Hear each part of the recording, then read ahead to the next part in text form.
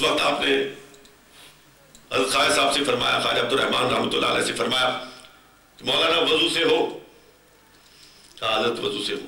کہا اندر آ جاؤ۔ اندر گئے، آپ نے تازہ وضو فرمایا اور فرمایا بیٹھو۔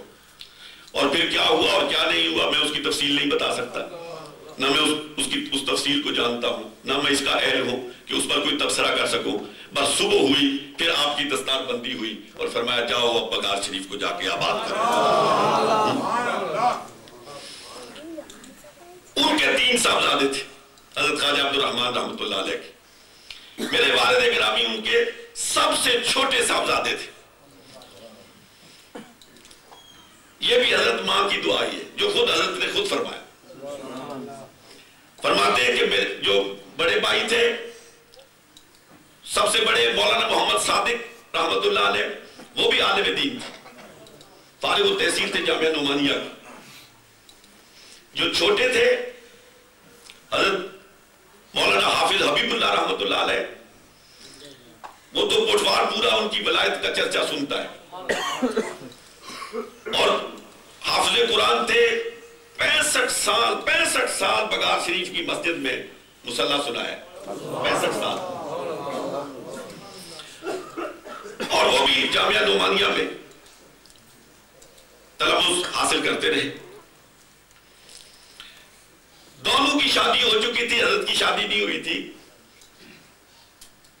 تو حضرت فرماتے ہیں کہ سلوک تو میں نے طے کیا تھا، لیکن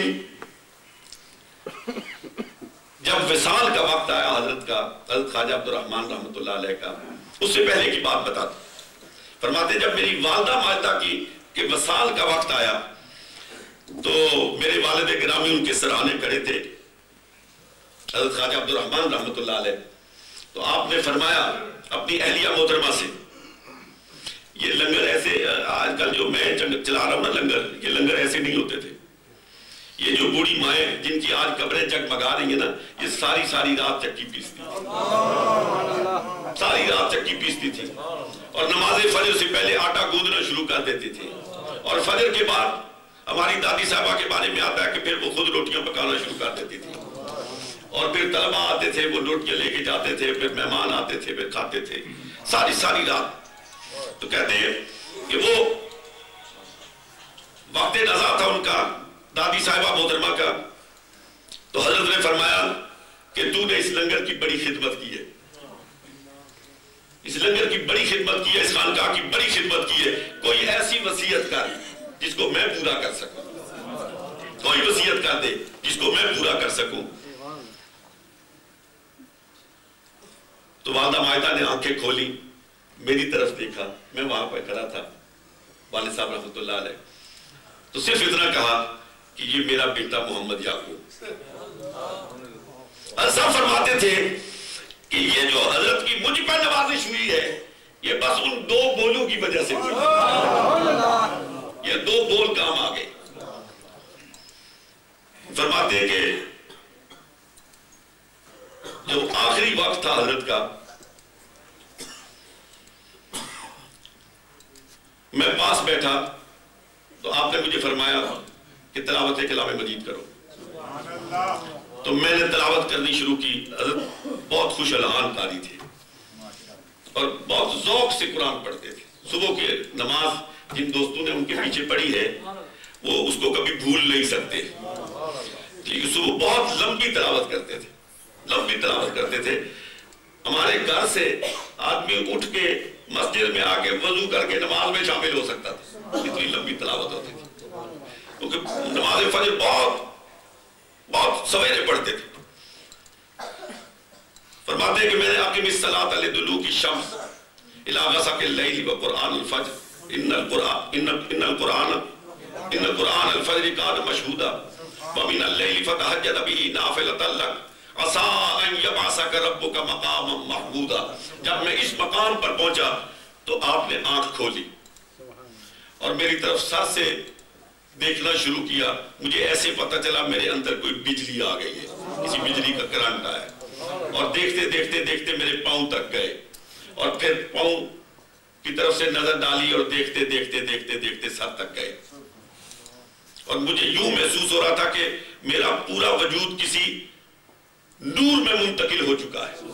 میرا وجود میرا اپنا وجود نہیں ہے. یہ لمحہ بھر کیفیت رہی لیکن وہ کوئی عجیب کیفیت تھی.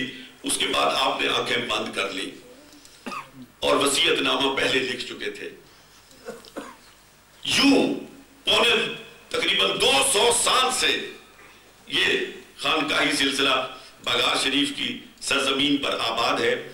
اور الحمدللہ ثم الحمدللہ علی ذالک کہ ان بزرگوں نے بغار شریف میں ایک ہی درس دیا ہے جس درس کی طرف حضرت پیر صاحب نے بڑے شرف بست کے ساتھ ارشاد فرمایا ہے. اور حقیقت یہ ہے کہ مسک الختام بھی وہی تھا, خلاصہ کلام بھی وہی تھا. ایک ہی درس دیا ہے بغار شریف کی مسجدوں کے مینار اور بغار شریف کے درخت اور بغار شریف میں وہ بڑے موٹے موٹے پڑے ہوئے پتھر کل روز محشر اس بات کی شہادت دیں گے کہ بغار شریف کے مشائخ ایک ہی بات کہتے رہے ہیں کہ محمد رسول اللہ کے قدموں کو چوم کر اپنی زندگی کا سفر طے کرو, فوز و فلاح آگے بڑھ کر تمہارے قدم چومے گی. میں اس کے ساتھ ہی اپنے انتہائی کرم فرما حضرت پیر حبیب الرحمن صاحب دامت برکاتہ العالیہ سے درخواست کروں گا کہ وہ تشریف لائیں اور حضرات کے لیے ایصال ثواب بھی فرمائیں اور ہم سب کی فوز و فلاح کے لیے بارگاہ رب العزت میں التجا بھی فرمائیں. حضرت پیر صاحب.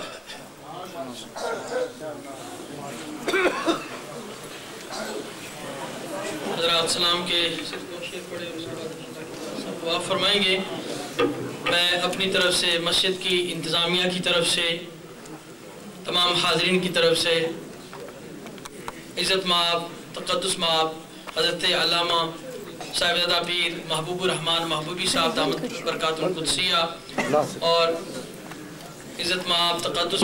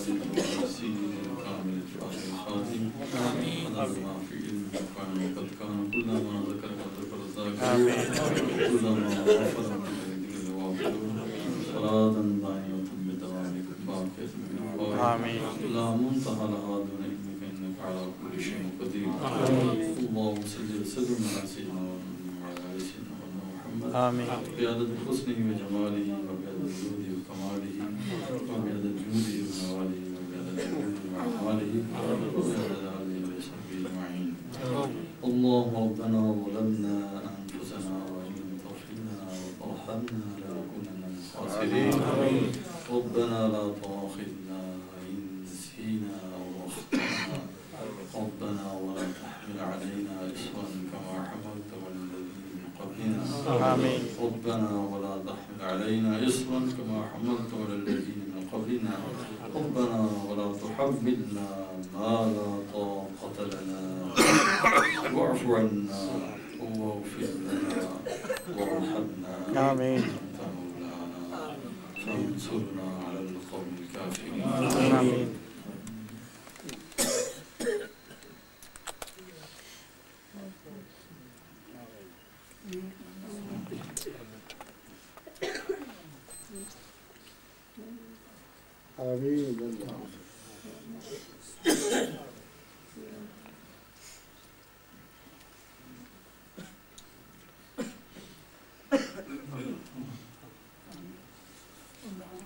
سبحانك اللهم لك الحمد لا حلم آمين. سبحانك الحمد على ربك اللهم ربنا اغفر لنا ولإخواننا الذين سبقونا ولا تجعل في قلوبنا غلا للذين آمنوا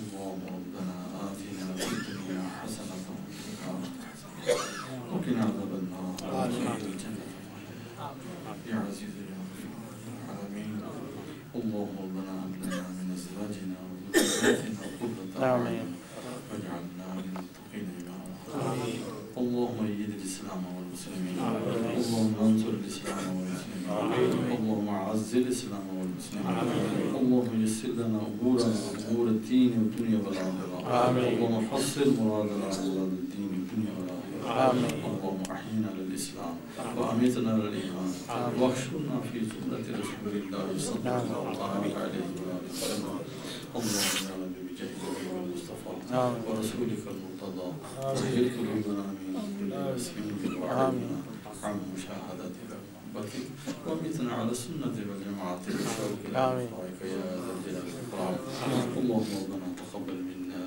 إنك أنت السميع العليم وتب علينا إنك أنت التواب الرحيم يا رب صل وسلم دائما أبدا على حبيبك خير الخلق كلهم سبحان ربك رب العزة عما يصفون وسلام على المرسلين والحمد لله رب العالمين.